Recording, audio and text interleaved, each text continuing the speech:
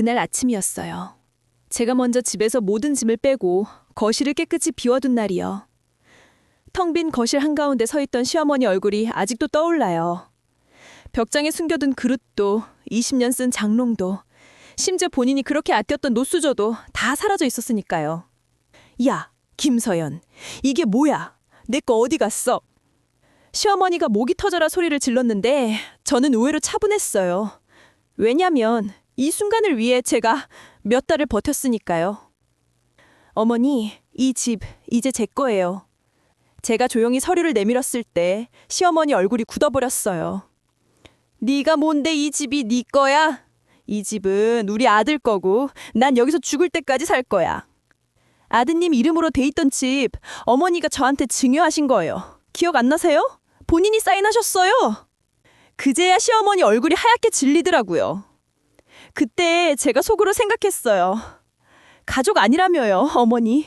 그럼 저도 이제 더는 가족이라고 안 할게요.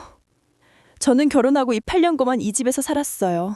처음엔 시어머니가 혼자 계신다니까 시댁 근처에 살자는 남편 말을 거절하지 못했죠. 남편은 좋은 사람이었어요. 적어도 결혼 초반에는요. 우리 엄마 혼자 있으면 밥도 대충 먹어. 서연이가 있어주면 좋아하실 거야. 그 말 믿었어요. 실제로 처음 몇 달은 어머니도 부드러웠고요. 어머, 며느리 손맛이 있네. 반찬은 네가 하는 게 낫겠다. 칭찬 같지만 그날부터였어요. 어머니는 아예 부엌을 제게 맡기고 본인은 TV 알서 시간을 보내셨죠. 남편 회사는 멀어서 평일에는 거의 집에 없었고 주말엔 피곤하다고 누워있기 일쑤였어요. 그러니 어머니랑 실제로 하루 종일 부딪힌 사람은 저뿐이었죠. 저는 어머니 병원도 모셔다 드리고 김장도 하고 명절엔 시댁 식구들 몽땅 불러다가 음식했어요. 친정? 그건 늘 나중이었어요. 어머니는 늘 말씀하셨거든요. 시집 왔으면 이 집이 먼저지. 친정은 그 다음이야. 저 그 말 그대로 믿고 살았어요. 이 집이 이제 내 가족이라고. 내가 잘하면 진짜 가족으로 받아줄 거라고요. 근데 어느 날부터였어요. 어머니가 말을 좀 다르게 하기 시작하신 게. 너는 남의 집에 시집온 몸이야. 내 허락 없이는 아무것도 못해. 아들 월급은 내 방식대로 관리할 거야. 넌 애나 잘 키워. 며느리는 괜히 나서지 마. 저는 시어머니를 어머니처럼 대한다고 했는데 어머니는 저를 그냥 노동력으로 생각하신 거죠. 가장 서러웠던 건 그날이었어요. 제가 독감이 심하게 와서 39도 넘게 열이 났던 날. 땀에 젖어 부엌에 기대 있었는데 어머니가 그러시더라고요. 아프다 아파. 근데 저녁은 우리 아들 오늘 회식 없대. 어머니 오늘은 시켜 먹으면 안 될까요? 제가 좀... 며느리가 아프면 집안일이 멈춰? 출산하고도 부엌에 서는 사람들 많아. 요즘 며느리들은 기가 세서 탈이야. 그 말 듣는데 눈물이 났어요. 내가 아파도 사람 취급을 안 하는구나. 근데 이건 서막이었죠. 어느 날은 세탁기에서 제 옷이 사라진 거예요. 알고 보니 시어머니가 제 옷이랑 아들 옷이랑 같이 돌리지 말라고 제 것만 따로 빼서 손빨래하라 그러신 거예요. 우리 아들 옷이랑 내 옷은 급이 달라. 따로 해. 전 가족 아닌가요? 가족이지. 근데 너는 들어온 사람이지. 핏줄은 아니잖아. 그 말이 제 심장이 박혔어요. 핏줄 아니기 때문에 아파도 밥하고 서러워도 참고 월급 관리도 못하고 방 하나 제대로 내 방이라고 못하는 거구나. 결정적으로 제가 더는 못 참겠다고 생각한 날은 우연히 방에서 들은 대화 때문이었어요. 어머니랑 친구가 통화하더라고요. 문이 살짝 열려 있어서 들릴 수밖에 없었어요. 며느리가 그래도 살림은 잘하네. 아우, 잘하긴 뭘 잘해. 그냥 시켜서 하는 거지. 나중에 난 늙으면 요양원 보내라고 해. 며느리한테 맡기면 노인학대 당할지도 몰라. 뭐? 어머니, 제가요? 얘가 듣나? 어차피 우리 집도 이 며느리 줄 거 없으니까 나중에 집은 팔아서 아들 월세 보태주고 난 요양은 들어갈 거야. 며느리는 가족 아니잖아. 그 말이었어요. 며느리는 가족 아니잖아. 그 말 듣는 순간 제가 8년 동안 한 모든 희생이 우습해졌어요. 명절마다 손에 물집이 잡히도록 음식했던 거, 김장철마다 친정도 못 가고 절였던 배추, 병원 모시고 다닌 거, 그게 다 가족이라서가 아니었구나. 그냥 공짜 일꾼이라서였구나. 그날 밤 남편한테 말했어요. 여보, 우리 그냥 나가 사면 안 돼? 근데 남편이 이러더라고요. 엄마가 좀 세게 말해서 그렇지. 너 미워해서 그러는 건 아니야. 너 좀만 참아. 집도 결국 우리 거라고. 집이 우리 거라서 참으래요. 근데 그 집이요. 등기부등본 떼보니까 시어머니 단독명이었어요. 남편도 몰랐대요. 그때 깨달았어요. 아, 여기서 이렇게 버티면 결국 나는 아무것도 못 가고 쫓겨나겠구나. 그때부터 제가 조용히 준비했어요. 일단 어머니가 저를 어떻게 대하는지 몰래 녹음을 했어요. 욕설, 모욕, 넌 가족 아니야. 너 때문에 우리 아들이 고생한다. 돈 되는 건 다 내 거야. 같은 말요? 그리고 어머니의 약점을 찾기 시작했어요. 어머니는 사람들 앞에서는 과부로 아들 혼자 키운 불쌍한 엄마 역할을 너무 잘하셨어요. 교회에서도 이미지가 좋았고요. 근데 돈에 약했어요. 동네 부동산 사장님이 그러시더라고요. 어머니가 이 동네 집값 많이 물어보시던데요. 집담보로 추가 대출도 알아보던데. 아, 이거다 싶었어요. 어머니는 겉으로는 저를 무시하지만 재산은 지키고 싶어 하시는 분이었어요. 그럼 그 재산을 내 쪽으로 돌려놓으면 어머니는 저한테 할 말이 없어지겠죠. 그래서 제가 일부러 어머니한테 달라붙었어요. 어머니, 요즘 집값 떨어진다는데 혹시 나중에 병원비나 요양원 생각하시면 지금 구조 바꿔놓는 게 좋다던데요? 뭘 알아 너가? 요즘은요, 증여로 한번 정리해놓으면 세금도 줄고 혹시 사기당해도 안전하대요. 저희가 어머니 모시는데 이름만 잠깐 제 쪽으로 빼놨다가 다시 돌려드리면 되잖아요. 처음엔 어머니가 안 믿었어요. 근데 제가 일부러 인터넷에서 출력해온 서류랑 부동산 사장님 말도 전해주니까 슬슬 표정이 바뀌더라고요. 그럼 내 집이 안전해지는 거지? 네. 오히려 어머니가 말씀하신 것처럼 나는 가족 아니니까 제가 갖고 있는 게 더 안전할 수도 있어요. 어머니는 나중에 증여세만 정리하시면 되고요. 그 말을 그분 입으로 다시 하게 할 줄 몰랐죠. 그래, 넌 가족이 아니니까 네 이름으로 해놓으면 더 안전할 수도 있겠다. 그렇지 어머니, 그 말 이제 근거로 쓸게요. 부동산 계약은 생각보다 쉽게 됐어요. 왜냐면 어머니가 서류에 도장 찍는 걸 깊게 생각 안 하셨거든요. 저는 그동안 순하고 말 잘 듣는 며느리 이미지를 충분히 쌓아뒀기 때문이에요. 서류 쓰는 날 남편은 회사에 있었고 어머니랑 저만 갔어요. 공인중개사가 물었죠. 자, 여기 중요하시는 거 맞죠? 어머니는 한숨 쉬고 제 눈치를 보고 말했어요.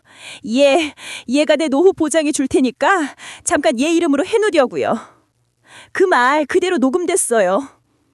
서류가 제 이름으로 넘어오는 순간 제가 손이 떨리더라고요. 8년 동안 이 집에서 식모 소리 들으면서 살았는데 갑자기 그 집이 내 이름으로 온 거예요. 그날 밤 어머니는 또 저를 부려먹었었죠. 내일 김치냉장고 정리해. 상한 거 많다. 그 말 듣는데 웃음이 나왔어요. 네 어머니, 그 김치냉장고도 내 겁니다 이제. 그 다음 한 달 동안 저는 조용히 정리했어요. 집안에 있던 귀금속, 어머니가 모아둔 그릇, 재활용도 안 되는 잡동사니 들까지 하나하나 사진을 찍어놨어요. 나중에 혹시 어머니가 며느리가 훔쳐갔다 할까 봐요. 그리고 남편 통장도 따로 만들었어요. 남편은 단신했어요. 여보, 엄마가 집 이름 너한테 넘기셨대. 나중에 우리 둘이 살라고 하시나 봐. 우리 엄마도 마음은 따뜻하다니까? 아니요.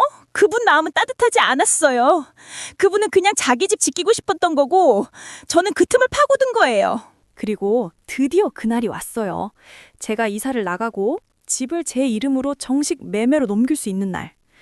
저는 미리 짐을 다 뺐고 집도 비워놨어요. 어머니만 모르고 계셨죠. 어머니가 장을 보고 들어오다가 텅 빈 집을 보더니 소리를 지르셨어요. 이게 뭐야? 내 거 어디 갔어? 이 집 내 집이야. 저는 거실에서 기다리고 있었어요. 어머니, 이 집은 이제 제 집이라니까요. 오늘부로 매매 계약 들어갔어요. 어머니는 이번 달까지만 계시면 돼요. 미쳤어? 너 감히 시어머니를 내쫓아? 너 같은 년을 며느리로 받아준 내가 바보지? 어머니가 그랬잖아요. 며느리는 가족 아니야.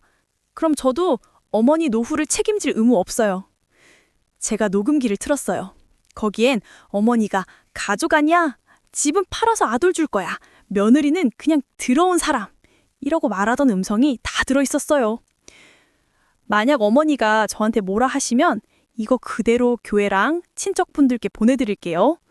제가 8년 동안 어떻게 살았는지도 같이요. 너 협박하는 거야? 협박 아니에요. 방어예요. 그제야 어머니가 주저앉아 울기 시작하셨어요. 내가 널 어떻게 키웠는데? 어머니가 저 키우셨어요?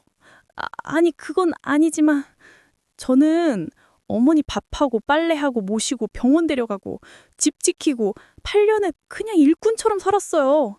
그때 어머니가 저를 가족이라고 불렀으면 저 이런 짓 안 했어요. 그때 남편이 들어왔어요. 여보, 이게 무슨? 어머니가 남편을 잡고 울부짖었죠. 얘가 집을 팔아버렸어. 네가 태어난 집을, 내 집을. 남편은 어리둥절했어요. 서연아, 엄마 집을 왜 팔아? 당신이 말한 엄마 집이요. 3개월 전부터 제 집이었어요. 엄마가 저를 가족 아니라고 하셔서요. 그래서 저도 이제 가족처럼 안 하려고요. 남편이 저를 붙잡으려 했지만 이미 계약은 끝났고 서류는 제 손에 있었어요. 그제야 남편이 어머니한테 소리치더라고요. 엄마가 이런 말까지 했어? 가족 아니라니? 그걸 왜 말해? 어머니는 뒤늦게 후회했어요. 하지만 이미 도장이 찍힌 세상에서 후회는 소용없죠. 그 순간이 제일 통쾌했어요. 8년 동안 들었던 모든 모욕이 한꺼번에 씻겨 내려가는 느낌이었어요. 그 후에요. 저는 그 집 팔아서 제 이름으로 작은 오피스텔 하나 사고 친정 근처로 나왔어요. 친정 엄마는 저를 보자마자 울었어요. 너 그동안 얼굴이 왜 이렇게 말랐니? 엄마, 이제 나 거기 안 살아. 잘했다. 늦어도 잘했어.